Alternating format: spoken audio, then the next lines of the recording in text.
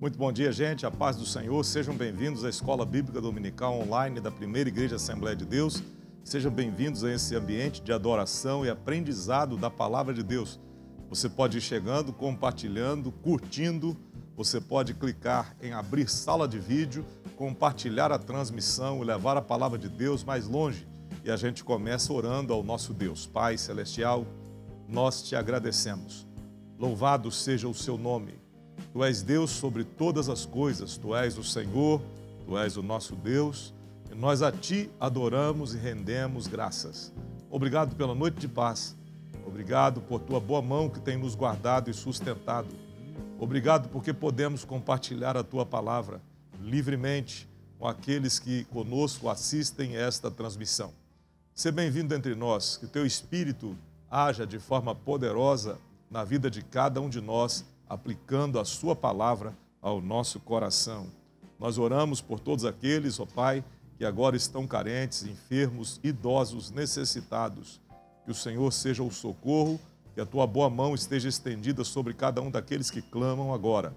Fique conosco nesta manhã, receba a nossa adoração e aplique a Tua palavra no nosso coração, para que possamos crescer no conhecimento e na graça do Senhor. Nós oramos no nome que está acima de todo nome, o nome de Jesus. Amém. Tendo orado, iniciamos a nossa programação ouvindo uma bela canção, uma bela faixa musical para o nosso enlevo espiritual. Vem com a gente, entre em nossas redes sociais ou através do rádio, onde você estiver. Seja bem-vindo à Primeira Igreja Assembleia de Deus.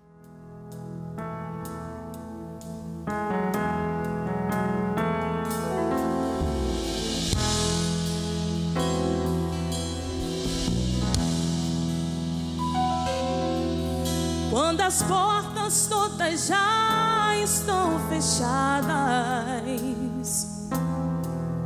e não há uma saída para você, uma voz tão mansa, doce, suave diz assim: meu filho, sou tua saída.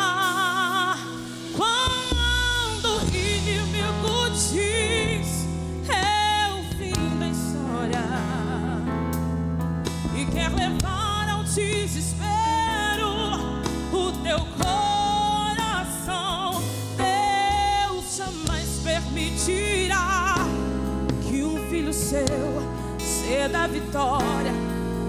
Ele tem todo o poder e a solução. Não ceda agora, confie. A história não vai terminar assim. Descanse em Cristo. Fazendo assim, você será muito feliz.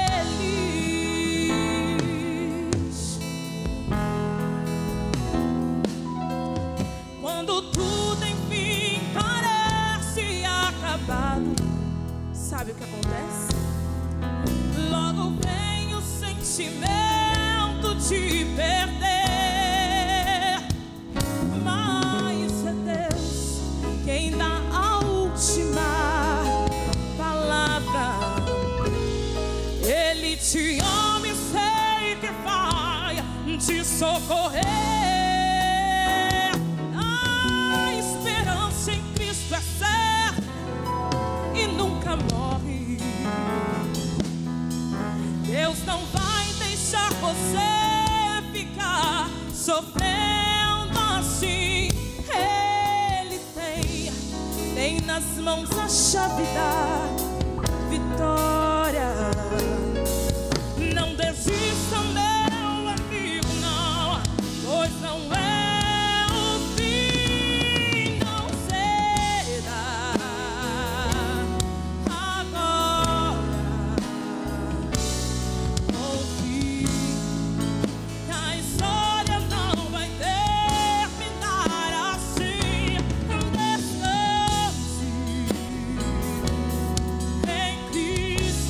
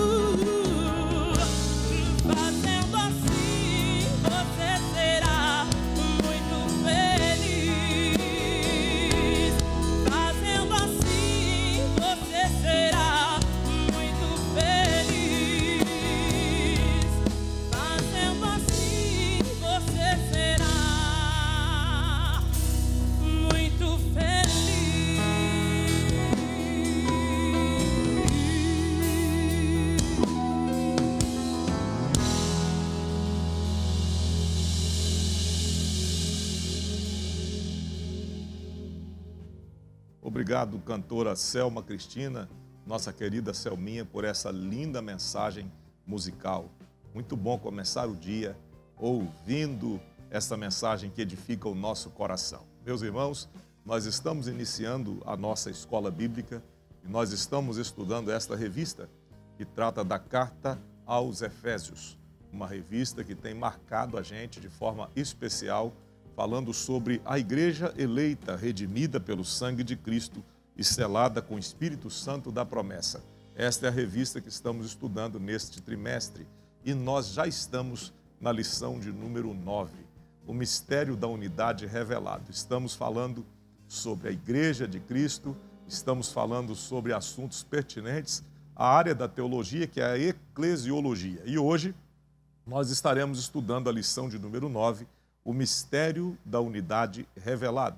O textuário diz, o qual, noutros séculos, não foi manifestado aos filhos dos homens, como agora tem sido revelado pelo Espírito aos seus santos apóstolos e profetas. Efésios 3, verso 5. A verdade prática diz o seguinte: Deus revelou o mistério que esteve oculto desde todos os séculos aos profetas e aos apóstolos no Novo Testamento. Deus revelou o mistério que esteve oculto desde todos os séculos aos profetas e aos apóstolos no Novo Testamento. A leitura bíblica em classe está na carta de Paulo aos Efésios, no capítulo 3, no versículo de número 1 até o versículo 13. Se você puder acompanhar com a sua Bíblia, você pode acompanhar comigo a leitura da palavra de Deus, Efésios capítulo 3, no versículo 1 até o versículo 13. E nós procederemos à leitura. Por esta causa, eu, Paulo, sou o prisioneiro de Jesus Cristo por vós, os gentios. E se tendes ouvido a dispensação da graça de Deus, que para convosco me foi dada, como foi este mistério manifestado pela revelação, como acima em pouco vos escrevi, pelo que quando ledes, podeis perceber a minha compreensão do mistério de Cristo, o qual, noutros séculos, não foi manifestado aos filhos dos homens, como agora tem sido revelado pelo Espírito aos seus santos apóstolos e profetas, a saber, que os gentios são co-herdeiros e de um mesmo corpo, e participantes da promessa em Cristo pelo Evangelho, do qual fui feito ministro pelo dom da graça de Deus, que me foi dado segundo a operação do seu poder. A mim, o mínimo de todos os santos, me foi dada esta graça de anunciar entre os gentios, por meio do Evangelho, as riquezas incompreensíveis de Cristo e demonstrar a todos qual seja a dispensação do mistério que desde os séculos esteve oculto em Deus, que tudo criou, para que agora, pela Igreja, a multiforme sabedoria de Deus seja conhecida dos principados e potestades nos céus, segundo o eterno propósito que fez em Cristo Jesus, nosso Senhor, no qual temos ousadia e acesso com confiança pela fé nele. Portanto, vos peço que não desfaleçais nas minhas tribulações por vós, que são a vossa glória. Lemos aqui o texto da leitura bíblica em classe, está no capítulo 3 de Efésios, no versículo 1 até o versículo 13. E nós temos um objetivo geral. Nesta lição de hoje, nosso objetivo é estudar o mistério de Deus que esteve oculto e a revelação concedida aos profetas e aos apóstolos. E temos alguns objetivos específicos ao longo desta lição. Explicar o mistério oculto de que judeus e gentios seriam um só povo integrante de um mesmo corpo. Expor como e quando Deus revelou o mistério aos apóstolos e aos profetas. E mostrar que desde a eternidade o mistério esteve encoberto para ser revelado em tempo oportuno. Então, meus queridos irmãos, hoje nós vamos falar sobre unidade. Vamos falar sobre o mistério que esteve oculto em Deus, que foi revelado em Cristo. E vamos aprender algumas coisas sobre unidade. Será muito bom ter você com a gente. Vem chegando, Eu quero avisar que nós já temos plantão pastoral funcionando, já temos também nossa secretaria aberta com atendimento para os irmãos que desejarem vir ao templo para ter o seu atendimento, entregar o seu dízimo, sua oferta, pegar sua revista ou material de escola dominical, trazer sua doação de assistência social, ou que deseja ter um atendimento de oração, de aconselhamento e plantão pastoral, gabinete pastoral. Você poderá vir e ser atendido. Você pode também marcar o seu atendimento pelo WhatsApp da igreja. Nós temos o nosso WhatsApp disponível para que você tenha o atendimento pastoral necessário. Nesse tempo que ainda estamos em recolhimento, em distanciamento social, você poderá ter todo o atendimento necessário. Não fique sozinho, nós temos um lema nos nossos grupos de vida, é sozinho nunca mais. Então não fique sozinho, não deixe de pedir ajuda, não deixe de comunicar as suas necessidades. Nós queremos e podemos atender você, orar por você, orar com você. Então seja bem-vindo a esses serviços, porque a Primeira Igreja Assembleia de Deus não para. Estamos trabalhando e orando para que tudo corra bem com você e com a sua família. Então, conforme falamos, nossa lição de hoje fala sobre unidade, o mistério revelado. E nós iremos aprender algumas coisas de como Deus revelou o mistério que esteve oculto desde todos os séculos aos profetas, aos apóstolos no Novo Testamento. E a gente começa mostrando que nada pega Deus de surpresa. E a gente precisa entender que Jesus é a esperança da glória e nele todo o mistério que estava oculto em Deus foi revelado para nós. E nós já vamos para a introdução e o ponto central da nossa lição. A nossa introdução, o nosso ponto central, será projetado o conteúdo agora para que você possa acompanhar também na tela a projeção dos tópicos da lição. A introdução e o ponto central serão mostrados agora. Nós estamos aguardando a projeção, tivemos um ligeiro equívoco técnico, mas está tudo bem, né? Que bom ter você aqui com a gente. Seja bem-vindo à Escola Bíblica Dominical online da Primeira Igreja Assembleia de Deus. Nossa introdução e ponto central diz o seguinte: Deus revelou o mistério que esteve oculto. Esse é o ponto central da nossa lição. Deus revelou o mistério que esteve oculto. E eu quero que você venha comigo aqui agora. Paulo e os demais apóstolos, bem como os profetas do Novo Testamento, receberam por meio de Cristo a revelação do mistério que estava oculto. E nessa lição nós vamos estudar o conceito bíblico de mistério e como esse mistério da parte de Deus esteve oculto nas eras passadas, como o mistério foi revelado na nova aliança e como ele foi estabelecido ou pré-estabelecido por Deus na eternidade.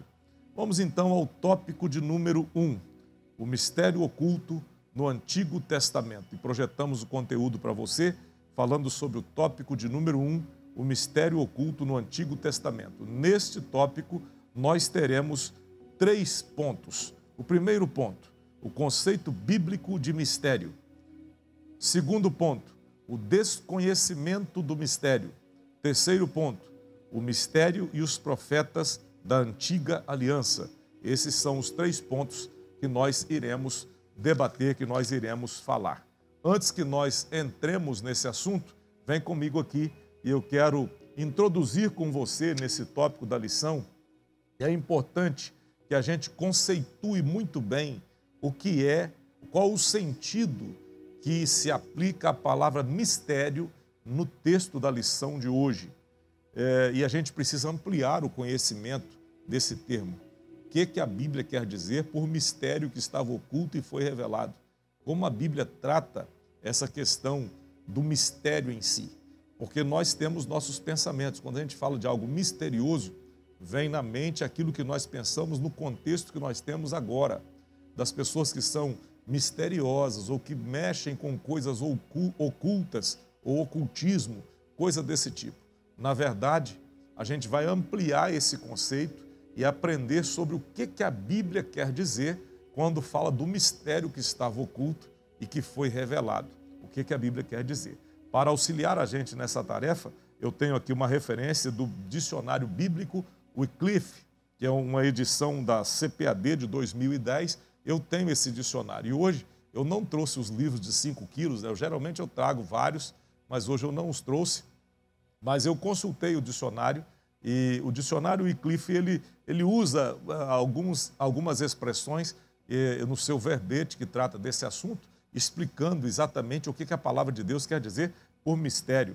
Embora a palavra mistério não apareça no Antigo Testamento, o conceito de segredo ou de mistério é o de conselhos que Deus revela ao seu povo.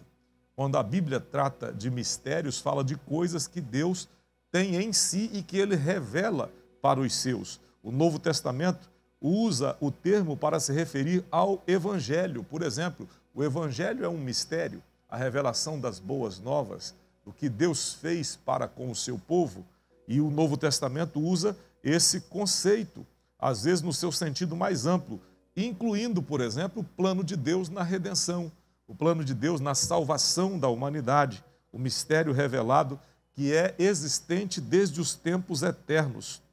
Também podemos aplicar, segundo o dicionário bíblico Wycliffe, é possível aplicar os aspectos específicos do Evangelho à palavra mistério. Por exemplo, a encarnação do Verbo, o nascimento de Jesus. Como foi que Deus se fez carne? É um mistério. Como isso se deu? Como isso aconteceu? Quando a palavra fala, nos mostra a respeito, por exemplo, da igreja como corpo de Cristo. Isso é um mistério. Como é que isso se dá? A igreja ser o corpo de Cristo, o reino espiritual, como ele existe, como ele subsiste. Se a gente pegar as referências de Mateus 13, de Marcos 4, de Lucas 8, como é que o reino espiritual subsiste? Isso é um mistério. São mistérios por quê? Porque são coisas incompreensíveis de forma humana. No entanto, Deus as revelou através da sua palavra e através do Evangelho. Então, por exemplo, a transformação do crente, por exemplo, na volta de Cristo. Quando Cristo voltar, a Bíblia diz que os mortos em Cristo ressuscitarão primeiro, os vivos serão transformados e subiremos a encontrar o Senhor nos ares. Como é que vai acontecer a ressurreição? É um mistério. Como é que os mortos virão da morte, virão dos túmulos, virão de onde estiverem mortos e se tornarão a viver? É um mistério. Como é que será feita a transformação dos vivos, o corpo glorificado? Como é que isso vai acontecer? É um mistério. Então, a Bíblia tem coisas misteriosas, incompreensíveis para nós, que nós cremos pela fé, as aceitamos por fé e que Deus as revela através do Evangelho. Então, quando a gente fala de mistério, a gente precisa entender isso.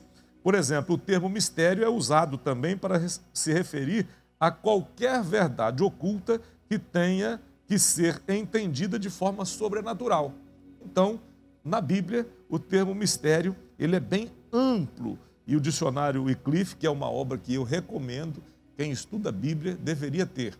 Um crente pentecostal deve ter a Bíblia de estudo pentecostal, deve ter bons comentários bíblicos, deve ter bons livros para ajudá-lo no crescimento espiritual. O dicionário Wycliffe é um dicionário que é essencial para que você tenha na sua biblioteca. É bom que você o tenha. E dicionário não é um livro para você ler de capa a capa. Dicionário é livro de consulta. Você consulta os verbetes que você quer aprender. Então, é bom que você tenha. Então, dado esse pontapé inicial, a gente vai para o tópico de número 1, o mistério oculto no Antigo Testamento. E nós vamos para o ponto 1, o conceito bíblico de mistério. No grego, a palavra mistério é mysterion.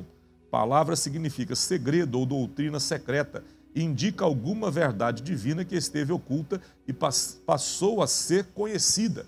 Não se refere a algo misterioso que somente alguns poucos iniciados possam compreender, como ensinam alguns adeptos do falso misticismo.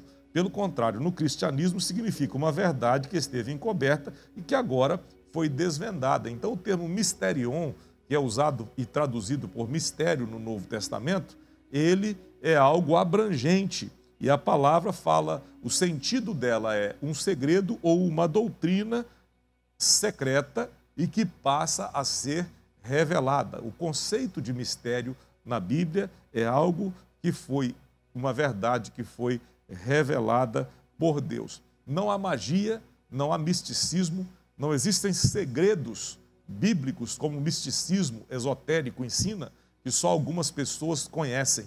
Não. Na Bíblia, a palavra mistério tem um sentido abrangente e fala de coisas que estavam ocultas em Deus e reveladas através do Evangelho, e inclusive aquelas coisas que a gente precisa de auxílio espiritual ou sobrenatural para conhecer. No segundo ponto, a gente fala do desconhecimento do mistério que estava escondido em Deus.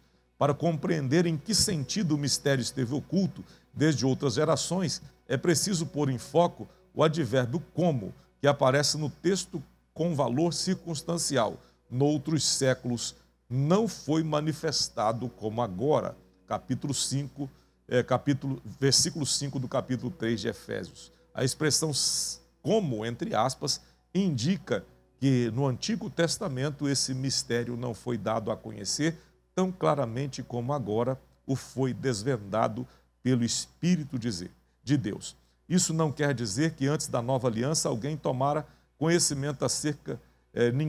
conhecimento acerca desse mistério, ou seja, a bênção de que os gentios também participariam.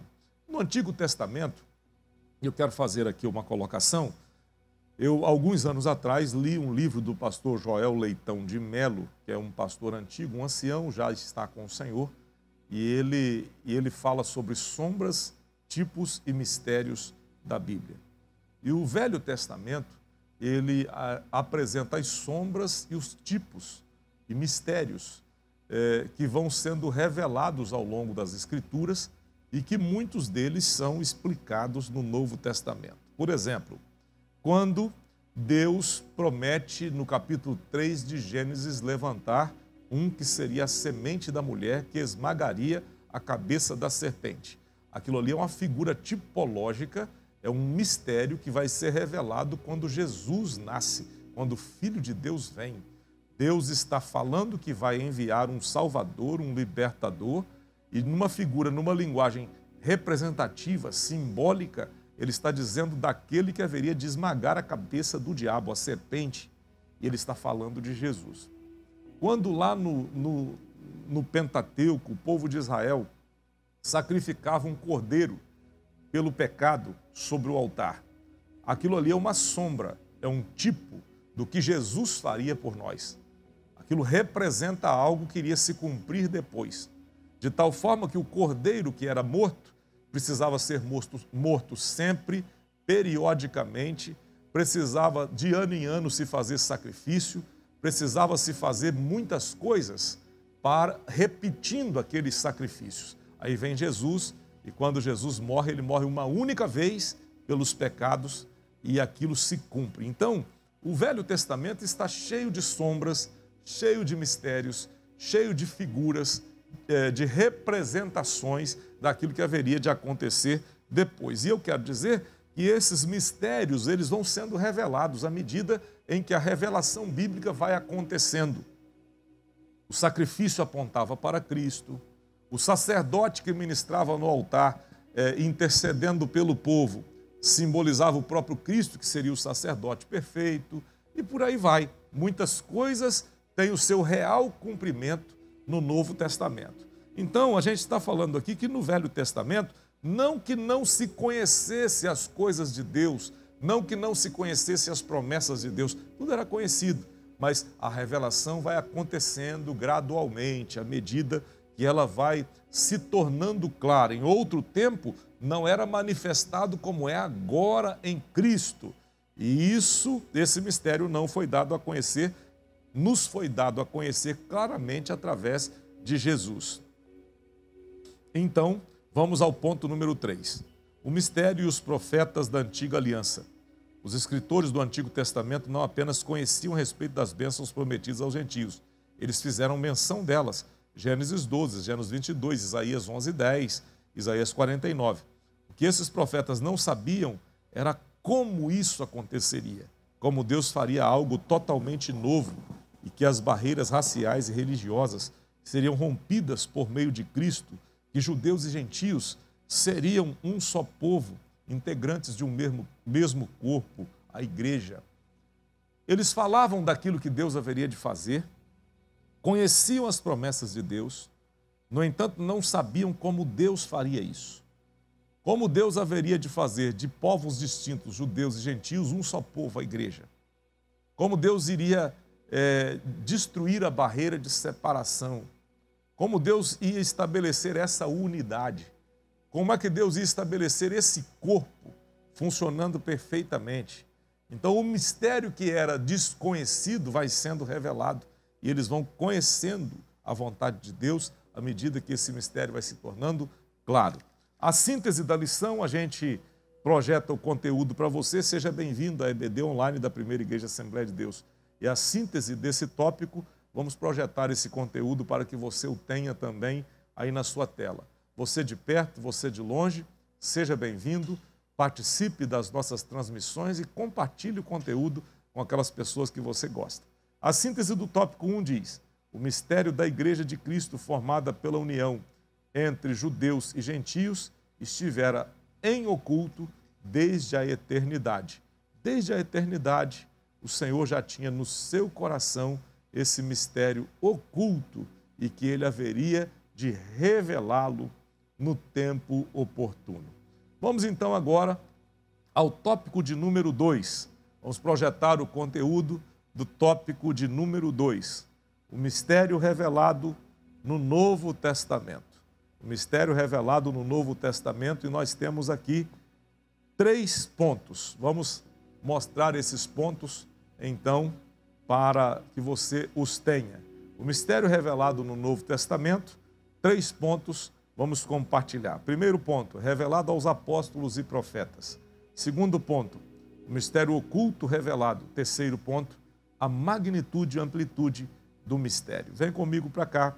Seja bem-vindo em nome de Jesus. Você que chegou agora, compartilhe a transmissão da nossa Escola Bíblica Dominical com alguém que você queira que assista esse conteúdo. Não se esqueça de deixar o seu like, não esqueça de deixar o seu comentário também. Vem comigo, vamos então ao tópico de número 2.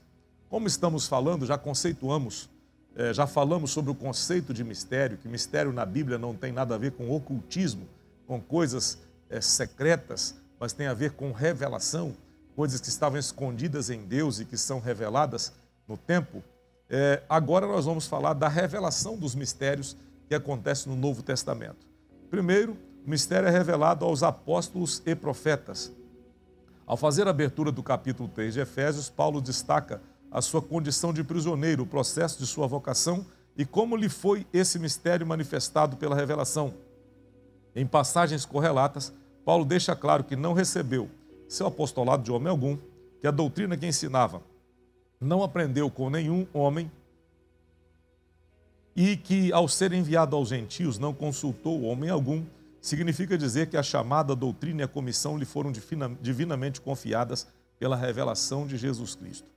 O apóstolo assegura ainda que o mistério oculto foi revelado pelo Espírito de Deus a ele e aos demais apóstolos e profetas. Ele indica que o mistério divino não poderia ser desvendado por meio do raciocínio intelectual, do raciocínio intelectual.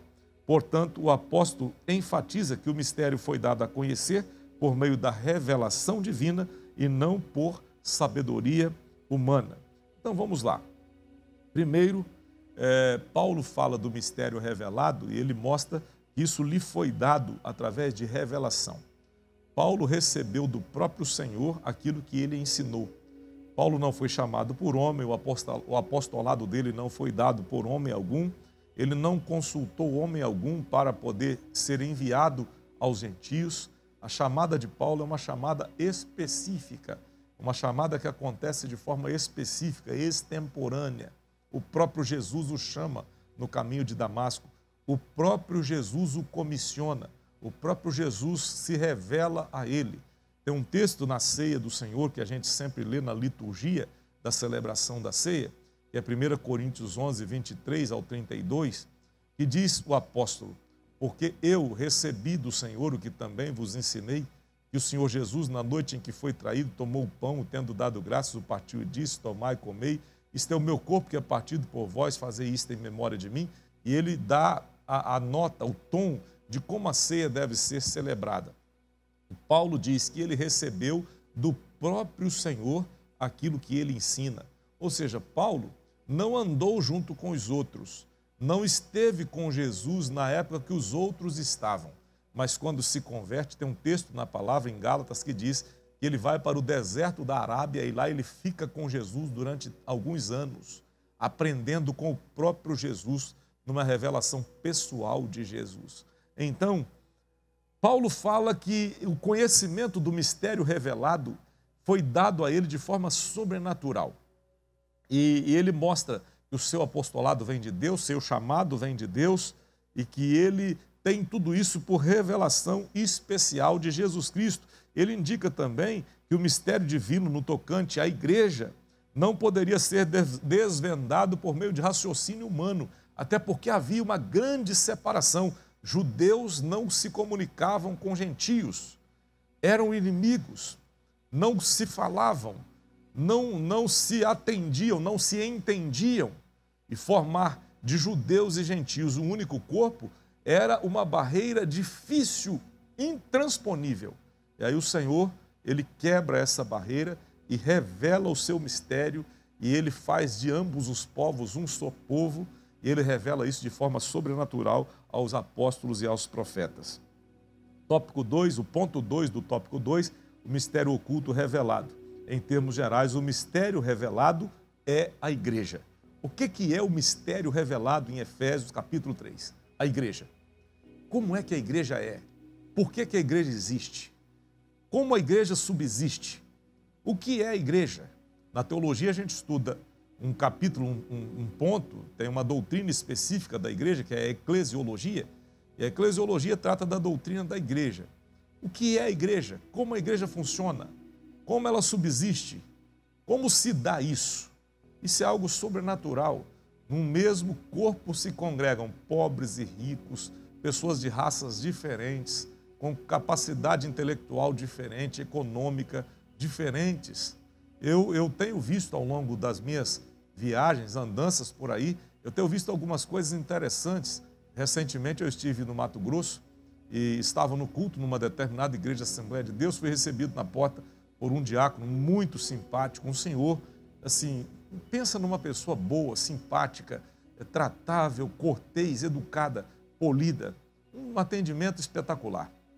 Aquele irmão me atendeu tão bem, me levou, me arrumou um local para sentar, se perguntou se eu precisava de alguma coisa, e eu fui para falar, e depois estava falando com o pastor da igreja, e eu falei, elogiei o atendimento do diácono. Ele disse, pastor Fábio, o senhor sabe quem é aquele irmão? Eu falei, não sei. Aquele irmão é o juiz, desembargador, presidente do Tribunal de Justiça. Imagina o presidente do Tribunal de Justiça, um homem com um poder enorme na sua mão, uma pessoa, uma alta autoridade daquele estado e que na igreja servia como diácono. E como é que a gente entende isso? Como é que você entende dessa forma? Num mundo em que as pessoas querem chegar primeiro, querem a posição. A gente aprende com Jesus que ser obreiro não é o título, é ser servo. Tem pessoas que estão esperando o título para fazer alguma coisa.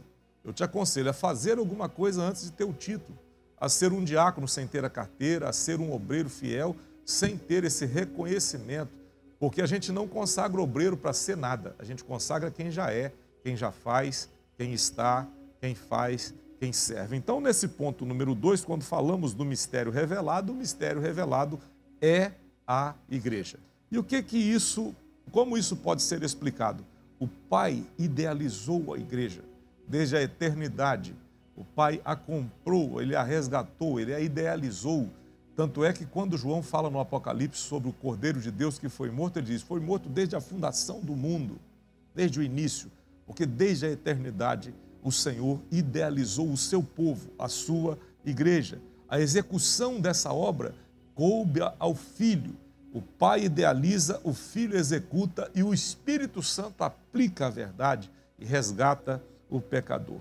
Então, quando a gente fala do mistério que estava oculto e foi revelado, esse mistério é a igreja.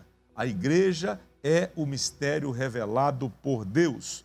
Por fim, no anúncio das dádivas desse ministério revelado recai sobre a responsabilidade da igreja para que a multiforme sabedoria de Deus se torne conhecida. Significa que a própria igreja é a principal agência divina da divulgação desse mistério. Deus estabelece e revela o mistério, a igreja. E a própria igreja é a agência divina para revelar, para proclamar, para anunciar o mistério que foi dado por Deus. Ou seja, a igreja é chamada para ser o exemplo. A igreja é chamada para proclamar as verdades de Deus. A igreja é chamada para mostrar o evangelho ao mundo.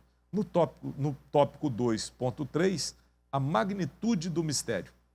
Outrora, ninguém tinha ventilado a possibilidade da formação de um só povo, sem distinção de pessoas, etnia ou classe social. Mas em Cristo e por Cristo, todos são um e participantes da mesma promessa. Até mesmo alguns líderes da igreja primitiva demoraram a entender esse mistério, onde todos são aceitos em Cristo. Esse mistério, ora revelado, deve ser propagado aos homens conforme Deus planejara desde o princípio. Conforme falamos, o mistério revelado foi revelado aos apóstolos e profetas, o mistério oculto revelado é a própria igreja e a magnitude, a amplitude disso é abrangente, é grande. Ou seja, na igreja, como corpo, se congregam pessoas distintas, raças diferentes, posições sociais e econômicas diferentes. Um só povo é formado dentro desta multiforme gama de pessoas e de culturas e de capacidade intelectual, econômica ou qualquer outra coisa. Ou seja, na igreja, no corpo da igreja, todos formamos uma unidade. Por isso que a gente fala na igreja de unidade. É bom que não tenha sectarismo, partidarismo, que as pessoas entendam o que é unidade. E o conceito de unidade não vai dentro daquilo que você pensa. Ser uno ou ter unidade com aquelas pessoas que você apenas se identifica. Por exemplo, nós temos casos de pessoas que têm unidade com um determinado grupo, mas são desobedientes, não obedecem aos seus pastores, são autônomos, são pastores de si mesmos, andam pela sua própria cabeça, não são submissas e tudo isso. Então você pode ter unidade com quem você quiser. Se falta obediência, se falta submissão, perdeu o seu tempo. Unidade é muito abrangente em certo sentido. E obviamente que como seu pastor eu tenho que te dizer isso, né? O melhor pastor do mundo é o pastor da outra igreja. Porque ele não precisa te dizer as verdades que você precisa ouvir e não te conhece. Eu digo que ele te conhecer, ele deixa de ser bom também. Por quê? Porque ele vai ter que te confrontar. E confrontar na palavra de Deus, não é por falta de amor, é pela palavra de Deus. A palavra de Deus diz de si mesma que ela é viva e eficaz e ela nos corrige. Então, quando a gente fala da magnitude do mistério revelado, a gente está falando de algo que é abrangente. A igreja é algo abrangente. E a igreja, eu tenho repetido aqui nesse tempo de pandemia, a igreja não é o templo, a igreja não são as instalações, a igreja não são os equipamentos, a igreja são as pessoas. Isso tudo só existe por causa das pessoas. Se não tiver as pessoas, não tem igreja. Igreja são pessoas de carne e osso. Deus não habita, diz Estevão no capítulo 6 de Atos, no seu discurso antes de ser apedrejado, ele diz assim, Deus não habita em templos feitos por mãos humanas. Quando a gente faz aqui a casa de Deus, nós estamos usando uma linguagem metafórica. A gente está dizendo de um local que é consagrado para adoração, que é específico para que a congregação se reúna para orar, para louvar a Deus e tal. Então, nesse sentido metafórico, nós podemos dizer que um templo é a casa de Deus? Sim, foi consagrado para o serviço a Deus, isso de forma metafórica. Mas isso aqui são apenas tijolos, são apenas equipamentos, são apenas recursos materiais. Vou dar um exemplo. Se nós formos impedidos de usar o templo, a gente deixa de ser crente? Tem gente deixando na pandemia, tem gente desviando porque não tem culto. Tem gente, outro dia eu escutei, até achei engraçado, a pessoa falando assim, pastor, tem umas pessoas fazendo uns cultos clandestinos. Eu falei, Jesus amado, olha que coisa. Porque a pessoa, ele não consegue ser crente sem o templo. Não consegue ser crente se não estiver dentro da estrutura física. O que é isso? E se fosse na China, que o governo vem e derruba os templos? E se fosse na Coreia do Norte, que vem e queima as Bíblias e prende você, se você tiver com a Bíblia em casa, você deixaria de ser crente? O que é isso? A unidade da igreja depende dessas coisas? Para você ser crente, você precisa do templo, você precisa de tecnologia, você precisa de pessoas? Para você ser crente, você precisa de profecia, de revelação? Eu sempre digo, eu creio nisso tudo, mas Deus não precisa me falar nada por profecia e revelação para eu ser crente. Eu sou crente apesar de qualquer coisa. Se ninguém revelar mais nada, a palavra de Deus já me revela tudo que eu preciso saber. E eu creio em profecia? Creio. Creio em revelação? Creio também. Mas eu não preciso disso para ser crente. A gente é crente por causa de Jesus. A gente é crente em casa. A gente é crente no leito de enfermidade se ficar doente. A gente é crente se ficar preso. A gente é crente se não tiver o templo. A gente é crente se o governo tomar as Bíblias, se queimar, se a gente for perseguido. E aí a gente percebe, depois da pandemia vai ter gente que vai estar de pé, vai ter gente que vai se levantar e vai ter gente que caiu. Com certeza isso vai acontecer, porque tem pessoas que a sua fé está colocada nas coisas. Quando fala do mistério da igreja, como a igreja subsiste? E nesse tempo de Paulo, não existiam templos. Nesse tempo de Paulo, não tinha templo como a gente tem agora. Você vai ver Paulo se reunindo na beira do rio, você vai ver Paulo se reunindo na casa de alguém, você vai ver Paulo pregando na praça, no Areópago, em Atenas, ele pregava. Você vai ver Paulo pregando diante das autoridades. Você vai vê-lo na prisão, quando foi preso, pregou para o carcereiro e batizou o carcereiro, quando em Atos 16 a porta foi aberta depois do terremoto e todos os presos foram soltos. Você vai ver Paulo pregando nas situações mais inusitadas, e nesse tempo não tinha templo. Não existia o templo físico como nós temos agora. Então, gente, o mistério da igreja é algo maravilhoso. A igreja existe independente das coisas. A igreja existe independente de templo, de recursos, de tecnologia, independente de qualquer coisa. A igreja existe independente de qualquer situação. Se houver uma perseguição e o templo for fechado, você desvia ou continua crente? Se vier um problema, uma pandemia, e você não puder congregar, você desvia ou continua crente? Ah, você obedece ou desobedece? Como é você? Como somos nós? As provas vão mostrar quem somos nós. Vão mostrar como a gente vive a nossa fé. E a nossa fé, a gente deve vivê-la em unidade com Cristo, em unidade com os nossos irmãos, independentemente daquilo que está à nossa volta. Se tiver templo, a gente é crente. Se não tiver, a gente é também. Se tiver internet, a gente é. Se não tiver, a gente continua crente.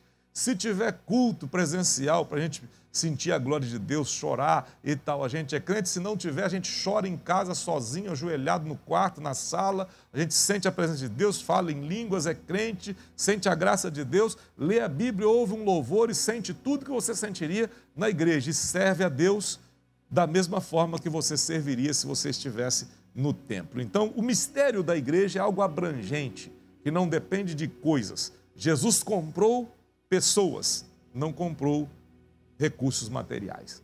Jesus não construiu nenhum templo, pelo contrário, ele disse, esse templo pode ser derrubado. Ele fala isso.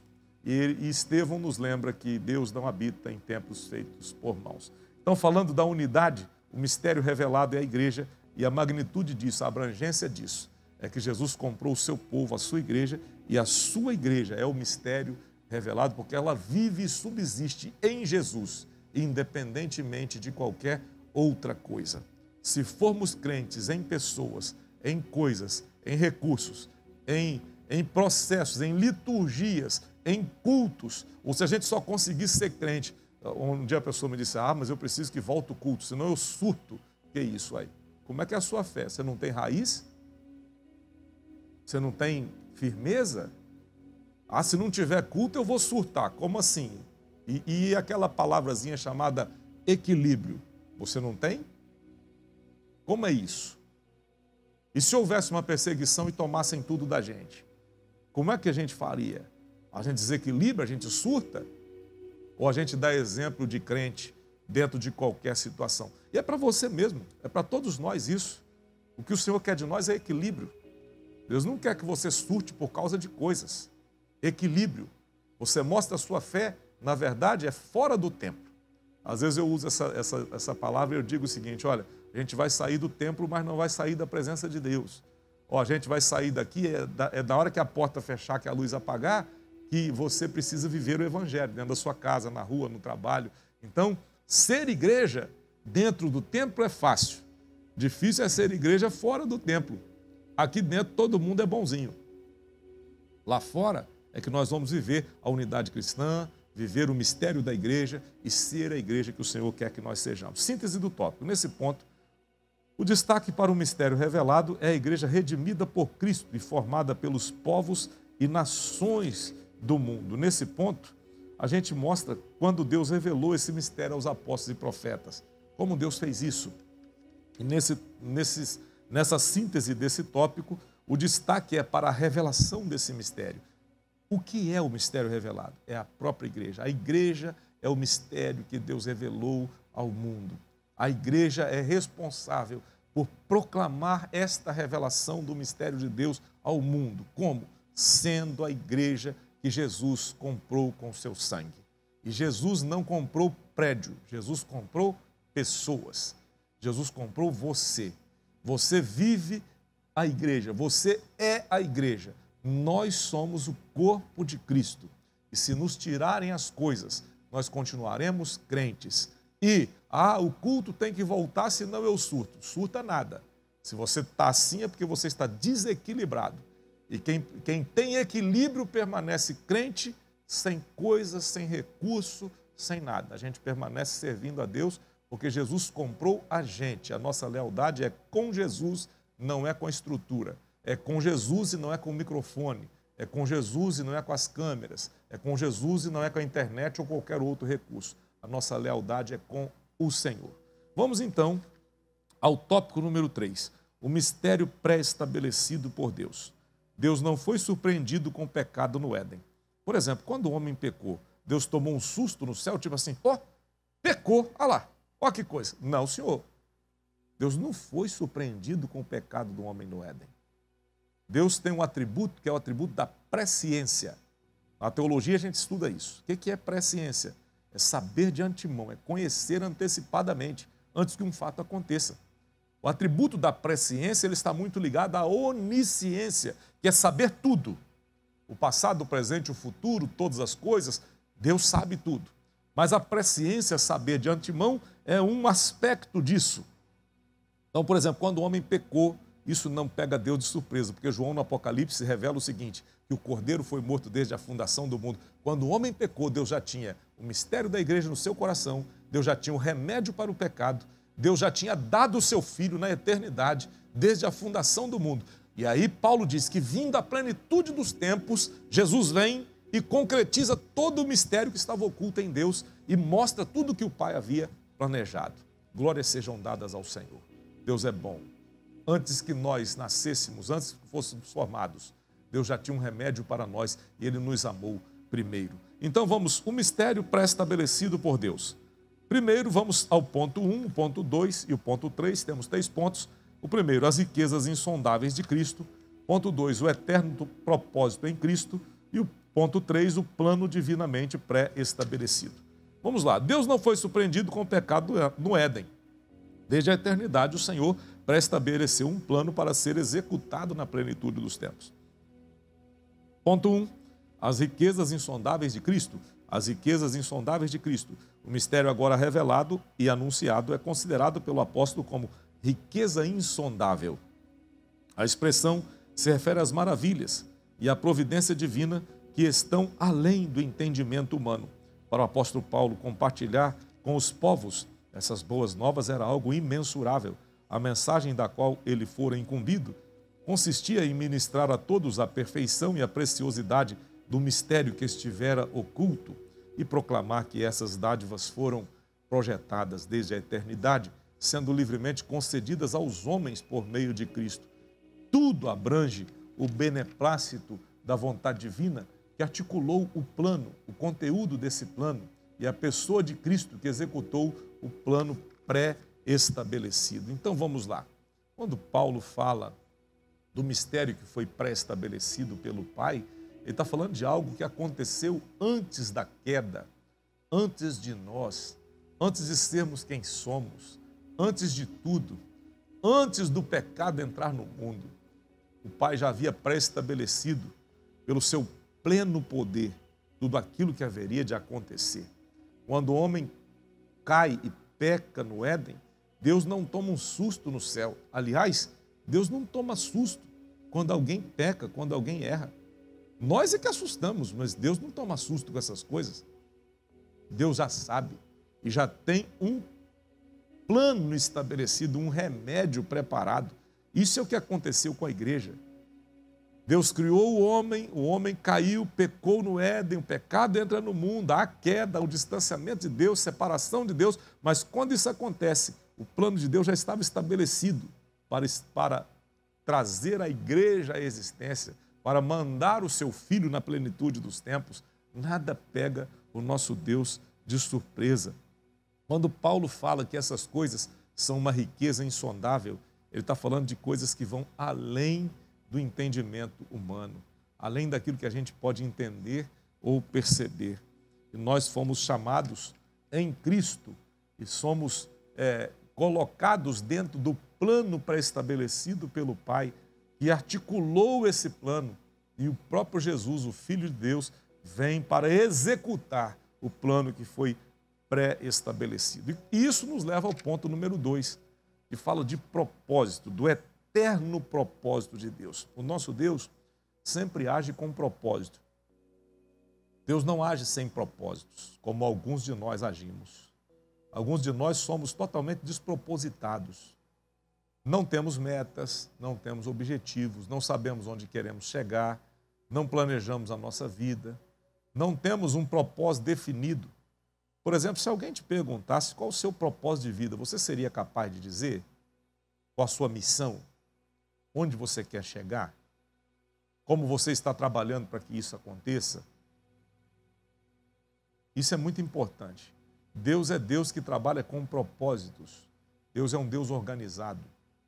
Deus é um Deus que trabalha com as coisas claras, estabelecidas. Existem leis estabelecidas pelo próprio Deus e plano estabelecido por Deus para que as coisas aconteçam. Então Deus é um Deus organizado.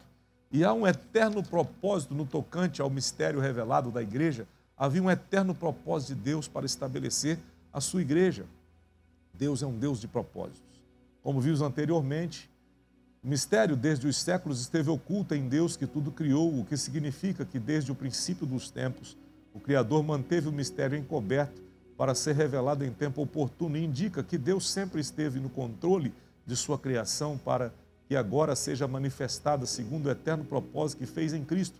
Assim, o plano da salvação que abrange o mistério da igreja e a revelação desse mistério sempre estiveram de acordo com o desígnio divino para serem executados por intermédio de Cristo. Então vamos lá.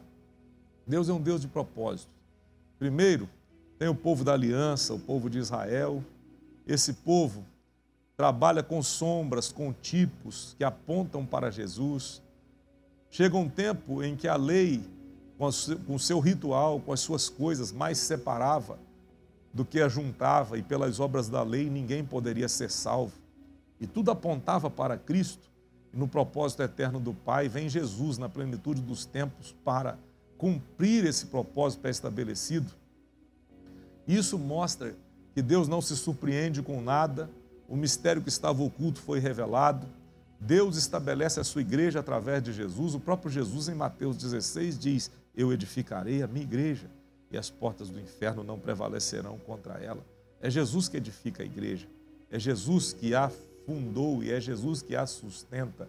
Então isso indica que Deus esteve sempre no controle da sua criação, segundo o eterno propósito que fez em Cristo. Por exemplo, o plano da salvação. Como é que Deus pega um cara perdido, todo bagunçado, e o transforma num homem de Deus? O plano da salvação, como Deus estabelece isso? A mudança na vida de alguém. Como é que Deus estabelece isso através da igreja? No corpo de Cristo, que é a igreja. Nós temos centenas de exemplos de pessoas que Deus resgatou da vida velha, de coisas terríveis, e que hoje são pessoas diferentes, transformadas. Há um propósito de Deus para fazer todas essas coisas. Esse mistério que foi revelado através da igreja, de como Deus faz tudo isso, como Deus executa tudo isso através de Cristo. E aí a gente vai também mostrar que esse plano foi divinamente pré-estabelecido. O plano divino não surgiu pelo advento do pecado de Adão. Deus não foi apanhado de surpresa.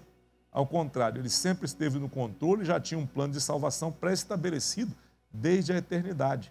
Essa verdade nos ensina que por trás de todo evento da história existe um propósito eterno em andamento. Deus é soberano, controla todas as eras, tempos e circunstâncias. nesse eterno propósito, no tempo previamente determinado. O mistério da igreja foi executado em Cristo, no qual temos ousadia e acesso com confiança pela nossa fé. Vamos lá. O pecado acontece e quando Deus resolve salvar, isso não é uma reação de Deus ao pecado. Como eu disse, Deus não se surpreendeu quando Adão pecou, aí quando Adão peca, ele logo arranja um plano para consertar a lambança. Não, não é isso. Deus já sabe, Deus tem o controle de tudo. Deus sabe o que você já fez, sabe o que você faz e sabe o que você vai fazer. Deus conhece, Ele é presciente, onisciente. E Deus já tem uma resposta para tudo antes que elas aconteçam. Porque nada pega Deus de surpresa. Eu estava estudando essa lição essa semana. Tive a oportunidade de compartilhar isso com pessoas. Jesus morreu por quais dos nossos pecados? A gente acha que Ele morreu só pelos pecados que a gente já fez. Jesus morreu pelos nossos pecados todos. Pelo que nós já fizemos, pelo que fazemos agora, por aqueles que ainda viermos a fazer, se os fizermos. A obra de Cristo é suficiente para o passado, para o presente e para o futuro. Em todos os aspectos. Quando a gente entende isso, a gente descansa em Cristo. A gente não vive em aflição, porque Ele é o nosso socorro, é Ele que é o remédio. E Ele não é surpreendido por nada. Quando Adão pecou, isso não pegou Deus de surpresa. E o plano de Deus não é uma reação ao pecado de Adão. Ele já existia antes de Adão pecar. Glória a Deus por isso. O nosso Deus é bom. E Ele sabe de tudo. Antes que as coisas aconteçam, Deus já tem um remédio. Sabe aquela situação que te preocupa, que te tira o sono? Deus já tem um remédio para ela. Sabe o pecado que às vezes te rodeia, te campeia, que você vive preso a ele? Deus já tem um remédio para ele. Tanto por aqueles que você já praticou, quanto por aqueles que você vier a praticar. Deus já tem um remédio. Isso não te dá licença para viver pecando. Pelo fato de que Deus já tem um remédio, eu vou ser um louco. Não, isso não nos dá licença para viver na vida do pecado. Mas saber que Deus já tem um remédio nos traz paz. Nesse tempo de coronavírus, as pessoas têm tanto medo. Por quê? Porque não tem um remédio ainda. Embora existam remédios que possam ser combinados, por exemplo, se alguém está doente, ele vai para o hospital e ele vai tomar hidroxicloroquina, vai tomar... Ontem eu estava conversando com um médico, ele disse assim, ó, pastor, o problema do coronavírus não é o pulmão, não é a falta de ar, ele ataca o sangue primeiro. Então, todas as pessoas que morrem dessa forma, e o médico me dizia, as extremidades, os pés vão ficar roxos, as mãos vão ficar roxas, as extremidades do corpo, porque o sangue coagula. Aí ele disse o seguinte, olha, precisa tomar um anticoagulante, a pessoa tem que pôr o sangue mais ralo quando apresenta a doença, aí passa um tempo, e se a coisa agravar, ele vem tomar a hidroxicloroquina misturado com um antibiótico, com outras coisas. É uma combinação de tratamentos, e alguns reagem bem e sobrevivem. Mas por que as pessoas têm medo? Porque não tem uma vacina, porque não tem um remédio. Por isso que as pessoas estão medrosas, amedrontadas, porque se tivesse uma vacina, as pessoas tomavam a vacina e já estava tudo certo. O problema do pecado não pode tirar o seu sono, você está livre em Cristo, porque a vacina já existe, a resposta já existe, é Jesus, que morreu por nós, pelos nossos pecados, todos eles. O mistério revelado é a igreja, porque a igreja é o corpo onde Cristo congrega todas as coisas. Essa verdade nos ensina que por trás de todo evento da história existe um propósito eterno em andamento. Deus é soberano e controla todas as coisas. Na conclusão, nós já estamos concluindo a nossa lição. O mistério da igreja esteve oculto nas gerações passadas. No tempo estipulado, Deus revelou o seu eterno propósito aos apóstolos e aos profetas. Judeus e gentios estavam inseridos nesse mistério idealizado por Deus. Tal mistério agora revelado deve ser anunciado pela própria igreja, conforme os desígnios divinamente pré-estabelecidos desde a eternidade. Então vamos projetar o conteúdo da conclusão ali na nossa tela para que você o tenha. Vamos então projetar o conteúdo para que você possa também acompanhar e nós já estamos terminando a nossa lição de hoje. Vamos ao momento das ofertas. Primeiro ponto da conclusão. o mistério da igreja esteve oculto. Não dava para se conceber a igreja de Cristo como ela é. Como é que é a igreja? Às vezes nós temos a visão denominacional. Por exemplo, um assembleano de nascença, como eu, que nasci na Assembleia de Deus, quando eu nasci, meu avô já era pastor. Então é muito normal que muitos de nós tenhamos a visão de igreja assim. Igreja é a Assembleia de Deus. Bom, eu sinto te desapontar que a igreja não é a placa.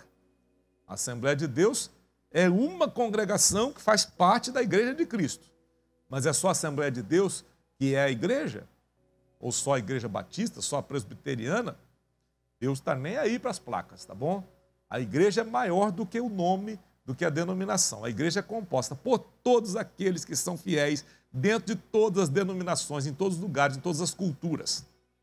O ser igreja no formato assembleano implica para a gente chegar num culto. A gente ajoelha, a gente ora, a gente lê a Bíblia, faz a leitura introdutória, canta 2 hinos da harpa, faz o ministério de louvor, canta, a gente oferece o culto de gratidão, a gente entrega as nossas ofertas, nossos dízimos, a gente ouve a palavra, ouve o coral. Essa é a nossa eclesiologia, o nosso jeito. Nós temos pastores, presbíteros, diáconos, evangelistas, missionárias. Essa é a nossa estrutura.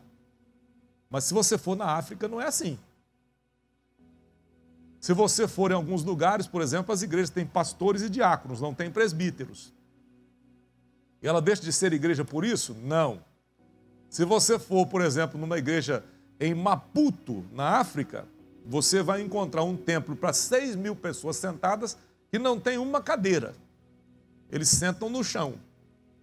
E vai deixar de ser igreja por isso? Não. Tem algumas pessoas, eu conheço alguns amigos, tem alguns amigos que são missionários lá, e diz assim, pastor, olha, tem gente que anda 6 horas para chegar no culto, mora longe.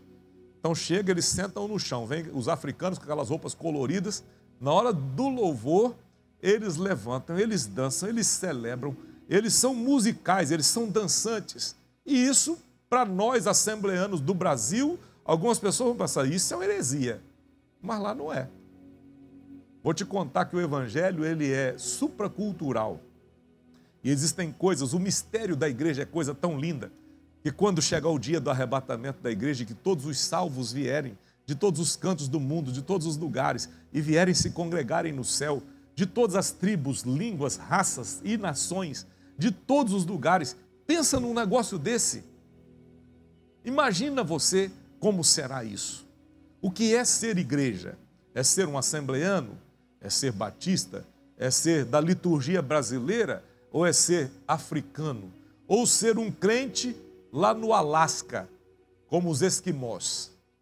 Ou ser um crente na Mongólia? Ou ser um crente na Oceania? Nas tribos da Oceania? A igreja é tudo isso. A igreja é a igreja de quem usa terno e é a igreja de quem não usa. Lá na África, por exemplo, que vem com as roupas coloridas de todo quanto é lugar. Existe um lugar no interior de Angola em que as mulheres de respeito, as mães, as avós, e eu quero compartilhar isso com você, isso é ser igreja. As mulheres de respeito, as mulheres que são mães, que são avós, é costume daquela tribo que elas andem com os seios de fora. Porque os seios que amamentam os filhos são sinal de honra.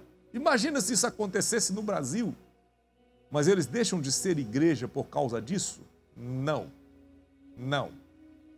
A igreja é maior do que a nossa cultura. A igreja é maior do que os nossos jeitos, as nossas manias. A igreja é maior do que a placa que a gente coloca do lado de fora. A igreja é maior do que a gente. A igreja, a obra que Deus está fazendo no mundo todo, em vários lugares, em várias das denominações, a obra que Deus está fazendo é muito maior do que o que nós pensamos. Muito maior do que a cabecinha pequena que muitos de nós temos. A igreja de Jesus é maior do que isso. Isso é um mistério. Como é que Deus faz isso? Deus faz isso porque Ele é Deus. Deus faz isso porque Ele é dono. Deus faz isso porque Ele não sou eu, porque Ele não é você. Porque se fosse você, você não aceitaria o fulano e tal. E nós conversamos sobre isso. Curiosamente, esses dias tenho conversado muito sobre isso. Deus é Deus acima da cultura, Deus é Deus acima das coisas, Deus é Deus acima de tudo. E o mistério da igreja é amplo. tem uma magnitude enorme. Deus comprou para si, de todas as tribos, de todas as línguas, de todas as raças, de todas as nações, um povo para chamar de seu.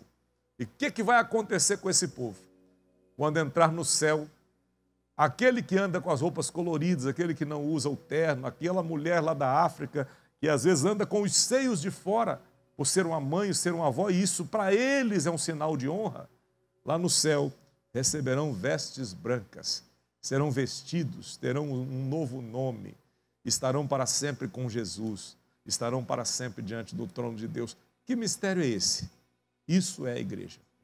É a igreja de Jesus, comprada com o sangue de Jesus, de todas as tribos, todas as línguas, todas as raças, de todas as nações. Esse mistério foi revelado. E a conclusão é, o mistério da igreja esteve oculto. Hoje ele está revelado em todos os lugares, em todos os povos. O Senhor está levantando o seu povo.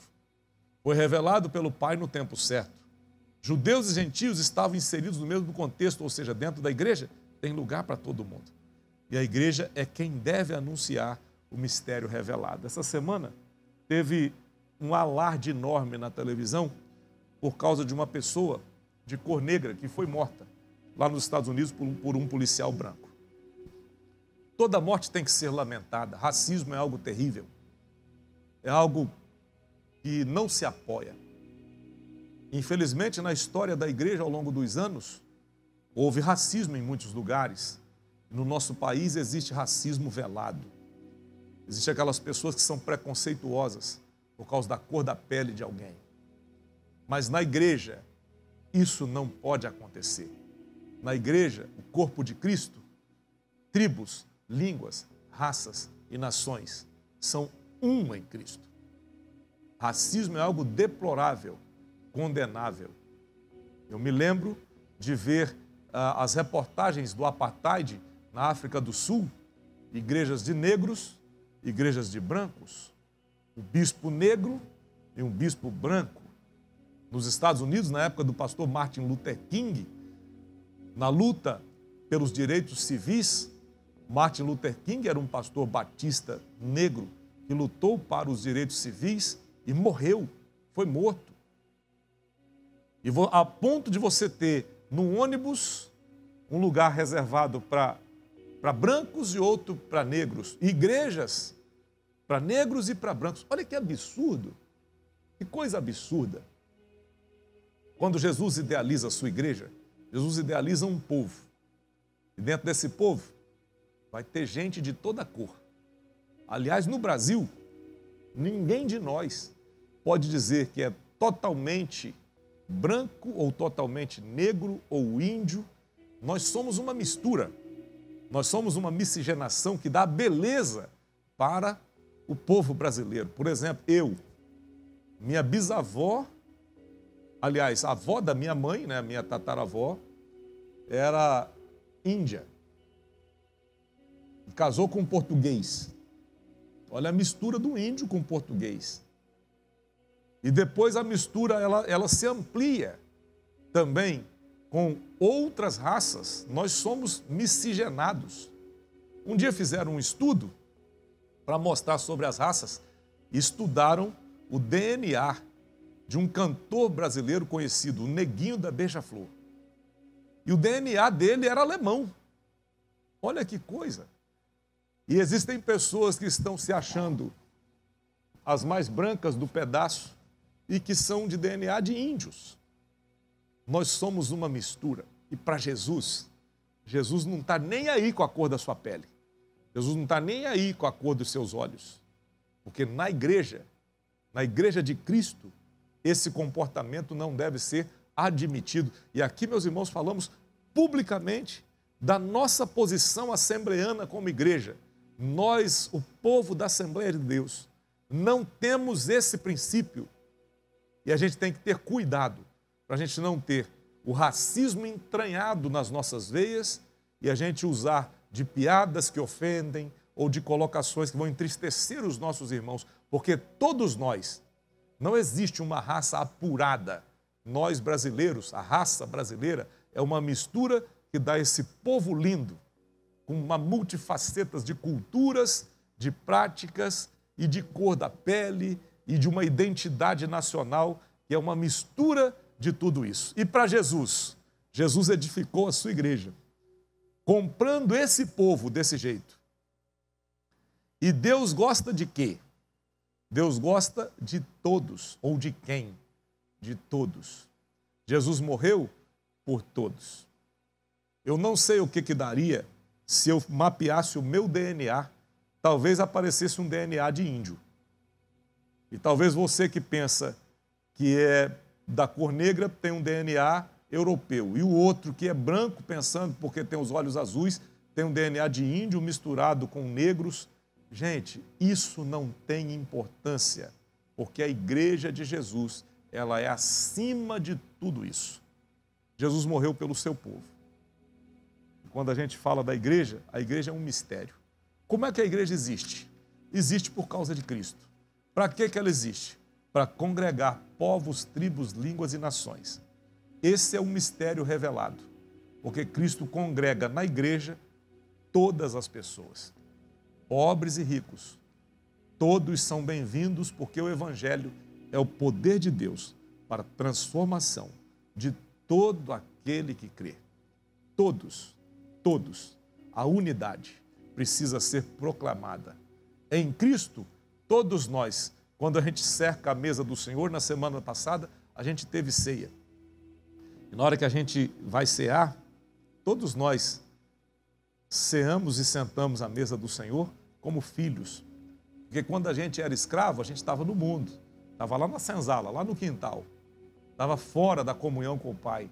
E agora que a gente é filho, a gente pode sentar na mesa com o Pai, a gente pode estar com o Senhor. E a unidade precisa ser preservada. Então, meus irmãos, que a gente tenha em nós o fato de que o mistério revelado, o mistério da igreja, congrega em si o fato de que todos nós somos um no Senhor. Eu quero terminar citando uma canção de Daniel de Souza, antiga, muito cantada nas nossas igrejas. E a canção diz o seguinte: como é precioso, irmão, estar bem junto a ti, e juntos, lado a lado, andarmos com Jesus e expressarmos o amor que um dia Ele nos deu pelo sangue derramado. Sim, Jesus nos comprou. E o refrão diz o seguinte: aliança no Senhor eu tenho com você. E termina dizendo: eu sou um com você no amor do nosso Pai. Somos um no amor de Jesus. O que é a unidade cristã? A unidade cristã, ela deve ser expressada em nossos comportamentos. Porque Deus não está nem aí para o dinheiro que alguém tem, para a cor da pele de alguém, para a importância de alguém. Deus não está nem aí. Sabe o que conta? É se você é servo ou não. É se você não é soberbo, é se você tem condição de servir alguém e de ser um instrumento de Deus para aquela pessoa. Isso serve para mim e para você. Deus não está nem aí com o que alguém tem. Deus não está nem aí com a cor dos seus olhos. Nem aí por isso. Aliás, um dia eu encontrei uma pessoa que ela tem um olho de cada cor. Um olho é cor mais escura e o outro olho é azul. Então, Deus dá a cor do olho que Ele quiser para alguém. Deus não está nem aí com essas coisas. A igreja congrega tudo isso. E as diferenças que nós acentuamos, para Deus, não tem nenhuma importância. Em Cristo, nós somos um. Fecha seus olhos onde você está e nós vamos fazer o momento das ofertas para encerrar nossa transmissão. Deus, em Cristo nós temos unidade, em Cristo nós somos um. Senhor, as coisas que nos dividem, nós as rejeitamos. E nós dizemos, Senhor, ajuda-nos a vencer a nós mesmos.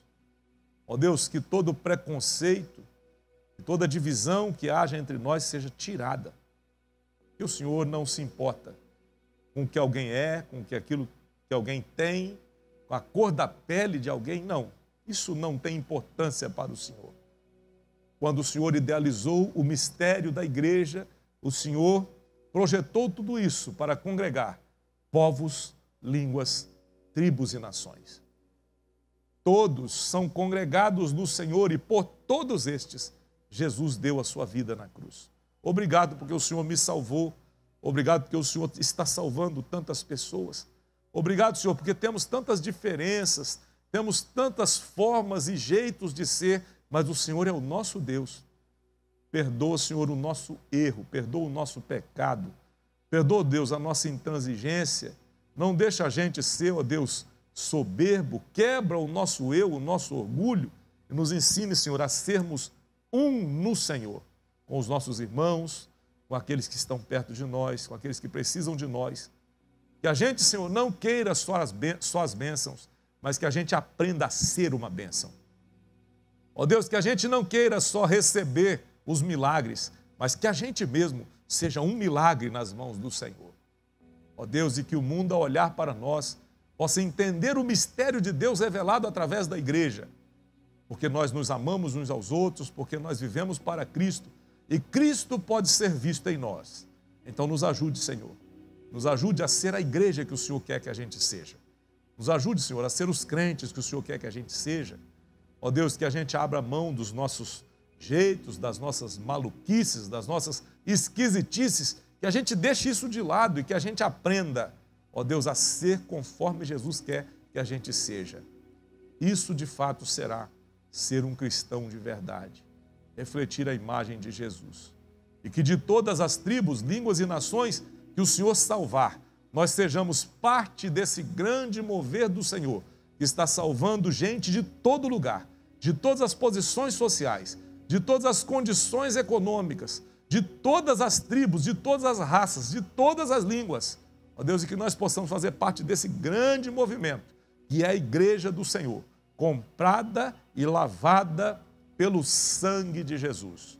Que nós possamos viver isso, onde a gente estiver. Que bom, Senhor, que o Senhor nos chamou, mesmo a gente sendo do jeito que a gente é. Que bom que o Senhor nos salvou. Nós te damos graças, nós te adoramos. Em nome de Jesus. Amém, amém. Gente, nós terminamos aqui a nossa lição de hoje, que fala sobre unidade. Nós somos um, o amor de Jesus. Deus não está nem aí para aquilo que alguém é ou tem ou qualquer outra coisa. O que Deus se importa é se você tem seu coração quebrantado, se você foi transformado por Jesus e se você vive em comunhão, em unidade com a igreja. E a igreja é maior do que o nome, que a denominação, maior do que a gente. A igreja é muito maior do que tudo isso. De todas as tribos, línguas e nações, de todos os povos, Jesus comprou um povo para si. E comprou a gente, comprou você. Deus te abençoe. Que bom que a gente terminou a nossa lição de hoje. Vamos ofertar agora. Esse é o momento de entregarmos nossas ofertas. Tem um pedido de oração por Maria da Penha Ferreira Moreira, mãe do Willi, está pedindo a oração. Vamos estar orando pela mãe do diácono Willi, que está conosco aqui, Dona Maria. Deus abençoe. É bom ter a senhora aqui. Manda um abraço para a Dona Enedir também. Aí, tá bom? Vamos estar ofertando ao nosso Deus. E você pode ofertar agora através dos meios eletrônicos, usando o PicPay, usando transferência eletrônica. Você pode entregar a sua oferta nesse momento. Vamos projetar os conteúdos na tela e aí você tem, vou trocar de mão, tem o código do PicPay, tem o código bancário da igreja, os dados bancários e o WhatsApp para você aqui, para você mandar os comprovantes. Vamos colocar a tela cheia enquanto a gente vai estar ofertando ao nosso Deus nesse momento. Você também pode trazer sua oferta pessoalmente e entregar aqui na secretaria da igreja e fazer a sua entrega da sua oferta, o seu dízimo, pessoalmente, nos horários comerciais. Você pode fazer aqui de 9 às 13, todos os dias, com o diácono Isaac.